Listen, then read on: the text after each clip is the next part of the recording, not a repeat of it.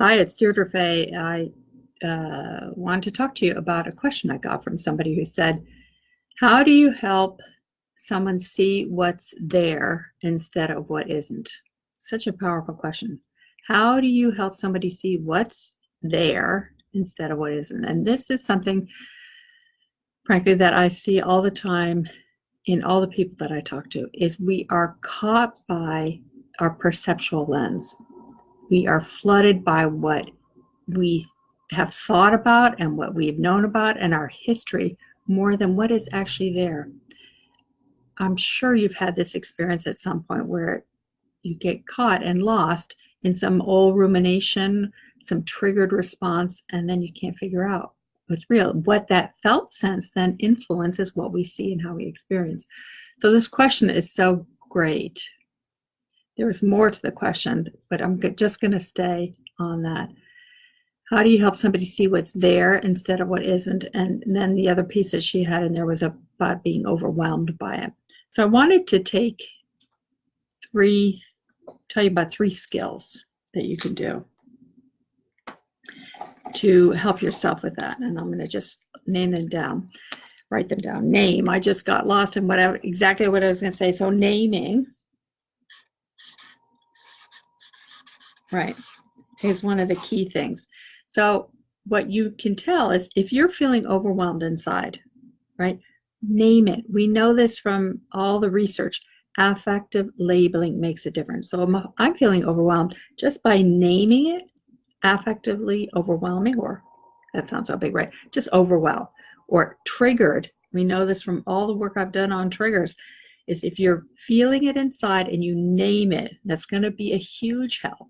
The second one is what I call externalizing it. Whoops. And that means take it from inside and make it outside. So what I have people do is you take this name of it and you externalize it.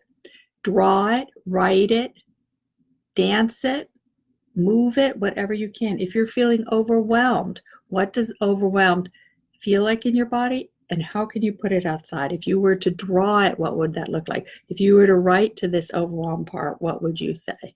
These are so simple and so helpful for people. And the third is using parts language, which is another way, whoops, I'm going to fall off the edge here, is not identifying, disidentifying from it.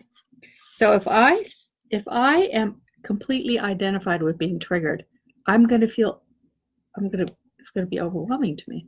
But if I say to myself, a part of me, not all of me, but just this little part in here, can you see that in there? This little part, not all of me, not the whole, but a part. When I have just this tiny part in me, and I say a part of me is triggered, I have a chance to really be able to then sit back and be with this larger whole. That's so critical.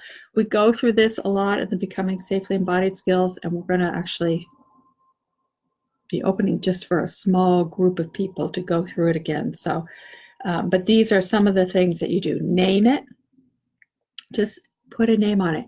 And the thing is, if you're used to being anxious, let's do this, okay? And I talk about this in many things. If you're used to saying, oh, I'm anxious, I'm just overwhelmed, try putting a different name on it. Not anxiety, but something else, so that you can actually begin to orient yourself in a different way. If you're going down anxious, you're going to feel anxious.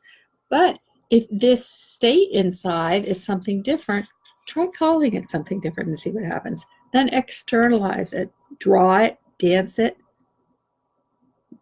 write about it. What are the other ways we can do it? Those are 3 simple ways. Then you have a chance to have it out there. Instead of in your body, you're actually having it out there. And then you can interact with it and say, oh, wow, it's out there instead of in here. That's already going to make a huge difference. And then there's this piece of disidentifying, using parts language. A part of me, right? A part of me is feeling that. Not all of me, just a part. Those will make a huge difference. I know, having done this with people and myself for years and years and years, that it makes a big difference. And if you want more, I have plenty of ways to help you find more, but use those, try it out, post below, let me know how it goes so I know. Shannon's asking, is it a dissociation? It could be. I mean, it's on that whole spectrum, right? Depending on how overwhelming it is. If we want to get away from it, then we're going to dissociate from it. We're going to try to get away from it. But even that, if it's dissociation, name it. Oh man, I'm dissociating right now, right? I'm dissociating. Then externalize. Oh, Daiva! Oh, great to see you there. That's awesome. Daiva was in my training in Ireland saying that these little drawings make a difference. So glad. So if you're dissociated, sorry, Shannon, I got distracted there.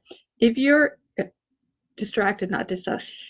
So if you name it as dissociation, okay, then externalize it. See, because remember, there's this bit about how if you say dissociation, it's going to help me. If you that's going to help you.